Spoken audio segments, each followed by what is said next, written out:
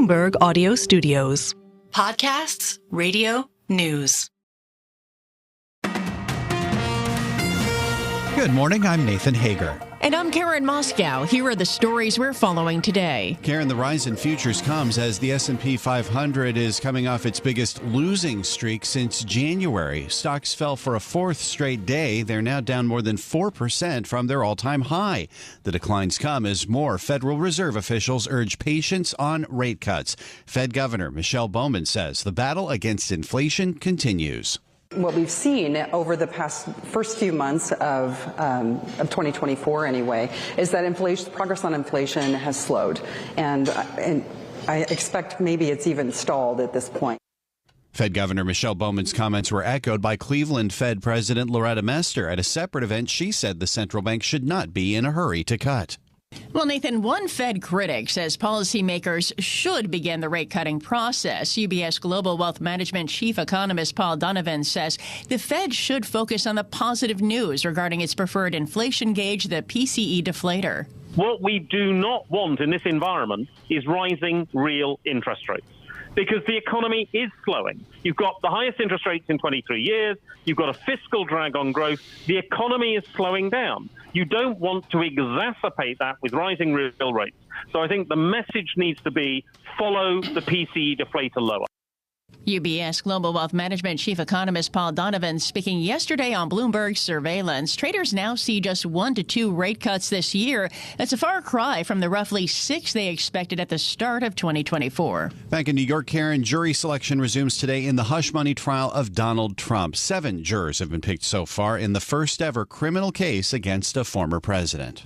Meanwhile, Nathan, Trump is facing more pressure from economists in his circle to embrace a flat tax rate. While the former president has not endorsed a flat tax, he has called for more middle-class tax cuts. We get details now from Bloomberg's Amy Morris in Washington.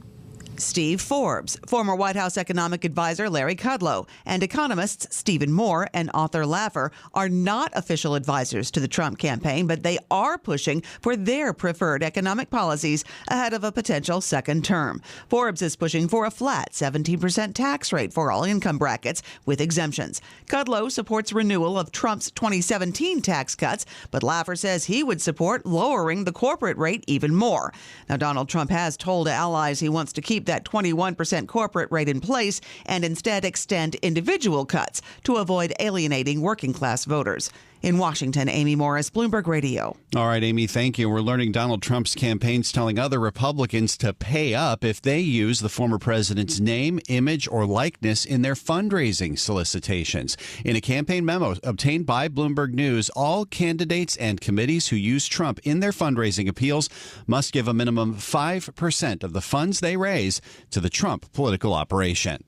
Well, Nathan, Donald Trump's opponent, Joe Biden, is on the campaign trail. Speaking in Pittsburgh, the president vowed to keep United States Steel American-owned. U.S. Steel has been an iconic American company for more than a century, and it should remain a totally American company. American-owned, American-operated by American union steelworkers, the best in the world. And that's going to happen, I promise you. And Japan's Nippon Steel plans to acquire U.S. Steel for more than $14 billion. And President Biden's talking tougher about China, Karen, as he highlights the challenges to its economy. They've got a population that is more people in retirement than working. They're not importing any. They're not bringing. They're xenophobic. Nobody coming in. They've got real problems. I'm not looking for a fight with China. I'm looking for competition, but fair competition. The president's latest rhetoric comes 2 weeks after his latest phone call with Chinese President Xi Jinping. The Chinese economy did grow faster than expected in the first quarter, but there are still questions about the strength of that recovery.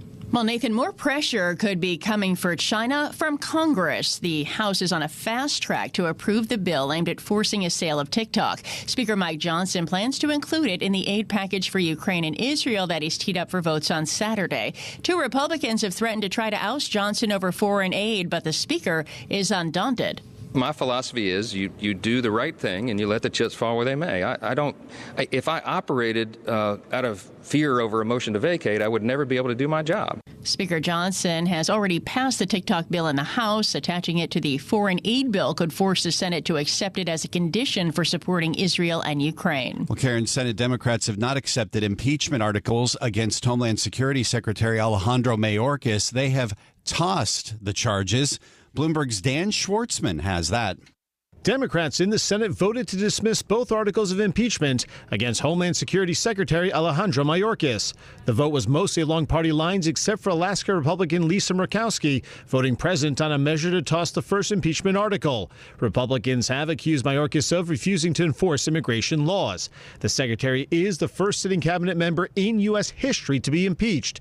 Democrats say the measure was unconstitutional because it didn't meet the constitutional bar of a high crime or misdemeanor. Republicans accused Democrats of failing to take the charges against Mayorkas seriously and that the American people deserve to hear the evidence. Dan Schwartzman, Bloomberg Radio. All right, Dan, thanks. Now back to the markets. Keeping an eye on chip stocks this morning. Taiwan Semiconductor Manufacturing expects revenue to rise as much as 30% this quarter. The better-than-projected outlook follows its first profit rise in a year after strong AI demand revived growth at the world's biggest contract chip maker. TSMC is the main chip maker for NVIDIA and Apple. And shares of Micron Technology are on the rise as well, Karen. They're up 2.5% in early trading. The largest U.S. maker of computer memory chips is poised to get $6.1 billion, I should say, billion with a B in grants from the Commerce Department to help pay for domestic factory projects. This is all part of an effort to bring semiconductor production back to U.S. soil. And it's time now for a look at some of the other stories making news in New York and around the world. And for that, we're joined by Bloomberg's John Tucker. John, good morning. And good morning, Karen. Republicans have upheld the Arizona abortion ban. Let's get more on that story this morning from Bloomberg's Steve Potisk. Republicans in the Arizona State House blocked two attempts Wednesday to repeal the state's 160-year-old near-total ban on abortion, despite pressure on the GOP, including from former President Donald Trump, to change course on the hot-button issue. But later in the day, two Senate Republicans joined with Democrats enough to create a majority to move forward with their version of a repeal. A final vote on the bill could be weeks away. If the Senate does ultimately vote to repeal the ban, the measure would go back to the House, where it would still face a difficult path. Steve Potisk, Bloomberg Radio. Two hearings on Capitol Hill focused on Boeing. In the first, a report exposed holes in the safety culture at the company. Three witnesses backed it up with testimony for senators. The second hearing featured a former Boeing engineer saying the airplane manufacturer is not up to par. Senator Richard Blumenthal of Connecticut had this message for the flying public. The aircraft as a whole may be safe insofar as people getting on planes shouldn't panic.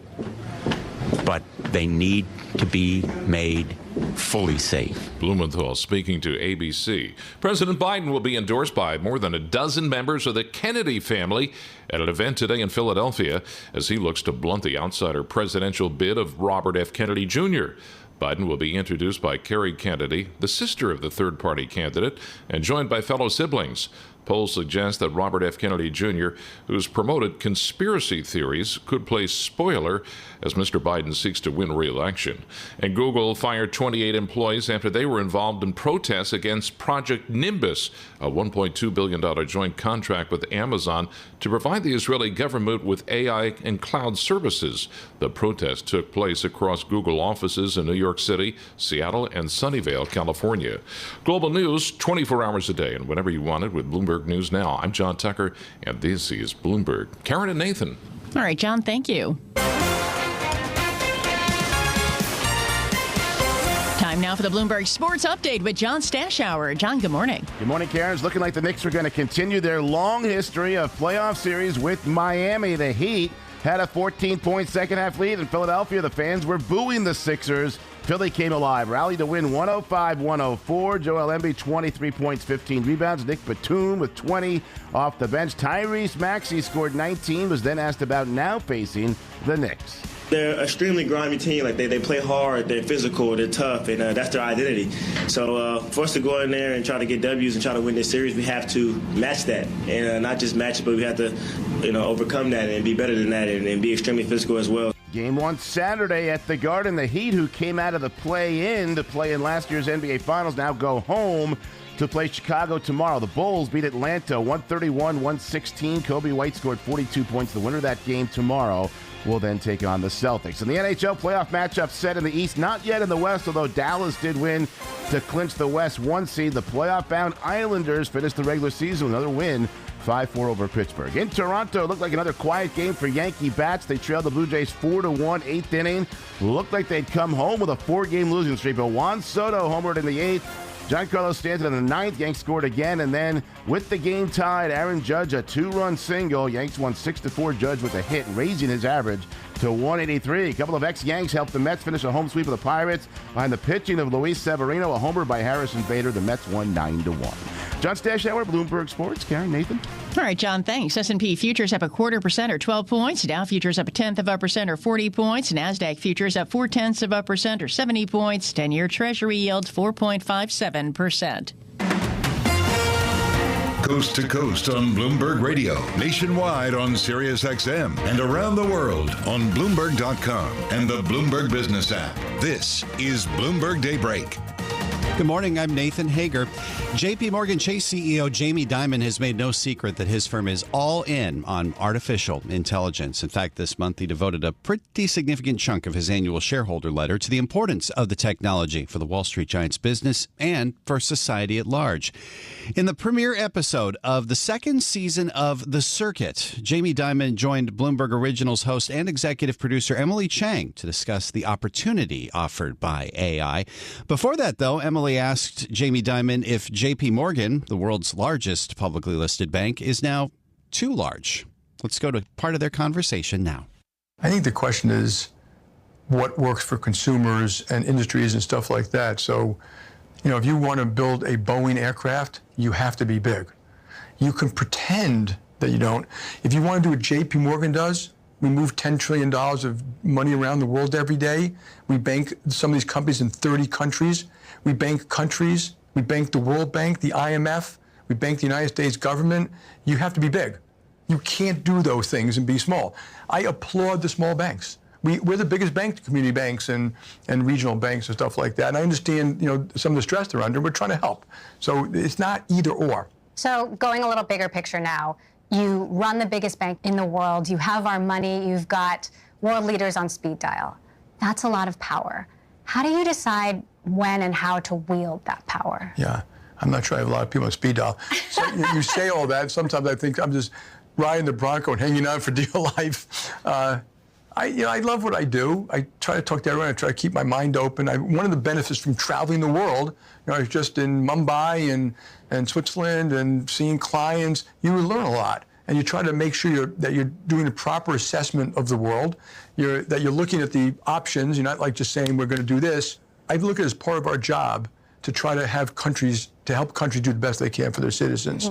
So we bank countries. We also advise them on skills and trade and economics. You look at our research, it's a lot around how does an economy run. So when you go to when I got back from Mumbai, we research 150 companies now or something like that. So we're educating the world about those companies.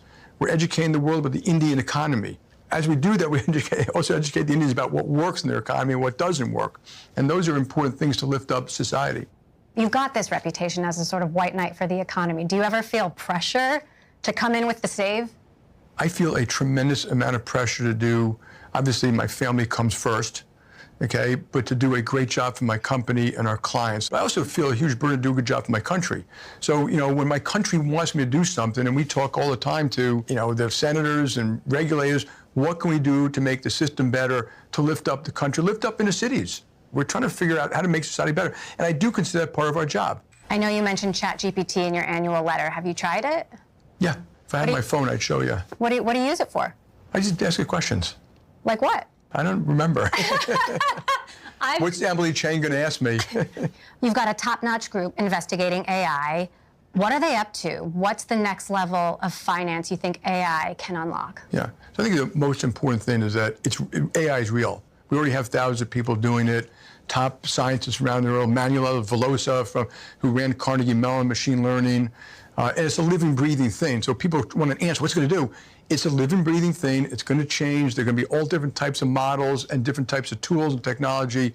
But the way to think about it for us is every single process, so errors, trading, hedging, research, every app, every database, you're going to be applying AI. So it might be as a co-pilot. It might be to replace humans. Like, AI is doing all the equity hedging for us for the most part. It's idea generation, it's large language models, it's note-taking while you're talking to someone, and while it's taking notes, it may actually say to you that, here's the thing of interest the client might be interested in, all error, all customer service. It's a little bit of everything. But it is going to replace some jobs. Of course, yeah. But I look, folks, people have to take a deep breath, okay? Technology's always replaced jobs. Your children can live to 100 and not have cancer because of technology. And literally, they'll probably be working 3.5 days a week. So technology's done unbelievable things for mankind. But, planes crash, pharmaceuticals get misused. There are negatives. This one, the biggest negative in my view, is AI being used by bad people to do bad things. Think of cyber. But, the fact, and I do think, eventually have legal guardrails around it. It's kind of hard to do because it's new, but it will add a huge value. And, for JP Morgan, if it replaces jobs, we hope to redeploy people. So is there going to be a point where I can turn to Chat JPM and say, I have 30 years, or I want to get rich quick, what should I do with my money? Well, the rich quick, I hope it tells you that you're crazy. But we, in some ways, can do a little bit already today. And, usually, if you look at like wealth plans that we have, which I think are quite good, they have a lot of AI embedded in that. And soon it'll have more AI. This is Bloomberg Daybreak Today, your morning brief on the stories making news from Wall Street to Washington and beyond. Look for us on your podcast feed at 6 a.m. Eastern each morning on Apple, Spotify, and anywhere else you get your podcasts. You can also listen live each morning starting at 5 a.m. Wall Street time on Bloomberg 1130 in New York, Bloomberg 99.1 in Washington, Bloomberg 106.1 in Boston, and Bloomberg 960 in San Francisco. Our flagship New York station is also available on your Amazon Alexa devices. Just say, Alexa, play Bloomberg 1130. Plus, listen coast to coast on the Bloomberg Business app, SiriusXM, the iHeartRadio app, and on Bloomberg.com. I'm Nathan Hager. And I'm Karen Moscow. Join us again tomorrow morning for all the news you need to start your day right here on Bloomberg Daybreak.